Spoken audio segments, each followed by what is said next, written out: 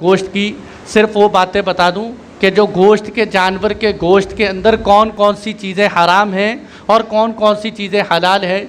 बाकी गोश्त की तफसील, खाल की तफसील इंशाअल्लाह ईद के मौके पर बयान करेंगे। बहरहाल गोश्त ये समझना चाहिए कि गोश्त, जानवर का जो गोश्त है उसमें 7 चीज़ें हराम होती हैं, मकरूह होती हैं। जानवर के गोश्त के अंदर 7 चीज़ें, उनमें से एक चीज़ जो खून है वो तो हराम है, उसके अलावा जो 6 चीज़ें हैं वो मकरूह तहरीमी हैं। मकरूह तहरीमी का मतलब ये होता है कि अमल के अंदर ये भी हराम की तरह ही गुनाह मिलता है। जिस तरह मकरूह हराम का गुनाह मिलता है, इसी तरह मकरूह तहरीमी का गुनाह मिलता है। उनमें क्या है कि मुसन्नफ़ अब्दुर रज़्ज़ाक़ की हदीस है और इसी तरह ये तबरानी ने अल-मुअजमुल कबीर के अंदर आप सल्लल्लाहु अलैहि वसल्लम की हदीस बयान फरमाई है। ये मैं हदीस इसलिए सुना रहा हूँ कि बहुत सारे लोग ये इश्काल करते हैं, कहते जी जानवर में सिर्फ़ एक ही चीज़ हराम है, बाकी सब कुछ हलाल है। वो एक चीज़ क्या हराम है कि जानवर का खून हराम है बहने वाला, उसके अलावा सब चीज़ें हलाल।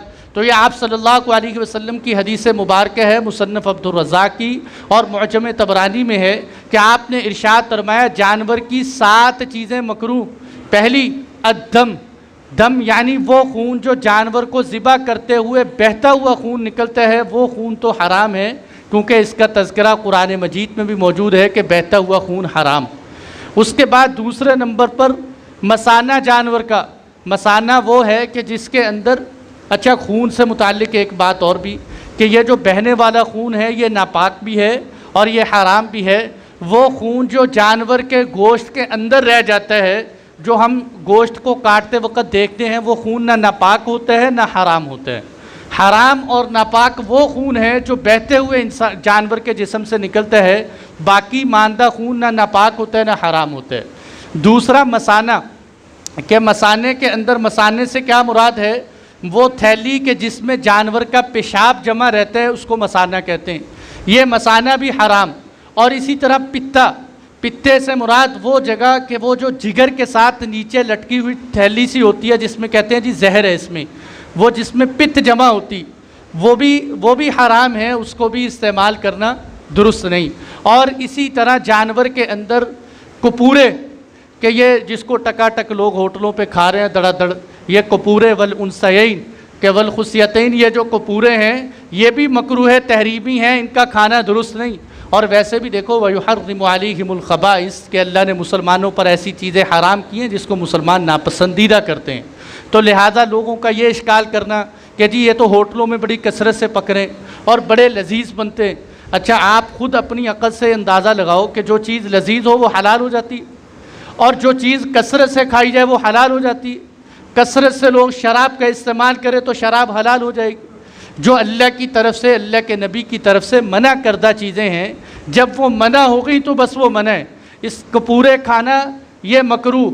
और इसी तरह नर जानवर की शर्मगाह जो है वो भी मकरूह। और इसी तरह मादा जानवर की शर्मगाह वो भी मकरूह है तहरीमी। ये मकरूह जो मैं कह रहा हूँ वो इसलिए कह रहा हूँ, मैंने आपको पहले एक नुक्ता बता दिया कि खून जो है इसकी हुर्मत कुरान में भी बयान की गई है। उसके अलावा जो बाकी अज्जा हैं उनकी हुर्मत कुरान में नहीं हदीस में है, इसलिए वो मकरूह तहरीमी। और नर जानवर की शर्मगाह और इसी तरह मादा जानवर की शर्मगाह के इन 7 चीज़ों के इस्तेमाल। और एक चीज़ और रह गई, वो है गुद्दा।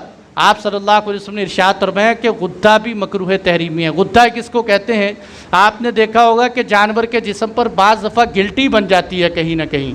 ये गुदूद जो होती है, जो जानवर के जिस्म पर गांठ गिल्टी की शक्ल में बन जाती है, ये गुदूद भी मकरूह तहरीमी है, इसको भी इस्तेमाल नहीं करना चाहिए। उसके अलावा जानवर के जिस्म में ओजड़ी हो गई, गुर्दे हो गए और इस तरह की खाल हो गई, गोश्त हो गया, आंखें हो गई, कान हो गई, जानवर की तमाम चीज़ें हलाल हैं इन 7 चीज़ों के अलावा। और बहुत सारे लोग ये समझते हैं कि हराम मगज़ जो है ये भी हराम मगज़ लेकर जो है आदमी जो है वो ईद के मौके पर उसको हड्डियों से निकालना शुरू कर दे। हराम मगज़, मुफ्ती किफ़ायतुल्लाह साहब फरमाते हैं कि हराम मगज़ ना हराम है ना मकरूह, यूं ही बेचारा बदनाम हो गया। हराम मगज़ ना हराम है ना मकरूह है, यूं ही बेचारा बदनाम हो गया कि हराम मगज़ के नाम के साथ हराम मगज़ लग गया, तो अब हर बंदा ये समझता है लिहाजा ये हराम ही है। ये हराम नहीं है, इसकी अहादीस में कहीं तसरीह नहीं है, बल्कि इसके हराम मगज़ को हराम कहने का मतलब ये था कि जब जानवर को ज़िबा किया जाए तो ज़िबा करते वक्त इस पट्ठे को काटना हराम है, ना कि इस पट्ठे के खाने के बारे में। लिहाजा इसमें इतनी मुशक्क़त में नहीं पड़ना चाहिए कि हम इसको निकालें और इसको हराम समझें। और ओजड़ी के बारे में लोग कहते हैं जी गंदी होती है, नापाक होती है, ये भी ख़बीस चीज़ है। तो भाई देखो, ओजड़ी अगर तो ये नापाक चीज़ होती तो जितनी ये 7 चीज़ें जो हमें मना की गई हैं ये सारी नापसंदीदा चीज़ें, तो अल्लाह के नबी उन 7 चीज़ों में ओजड़ी को भी दाखिल फरमा देते।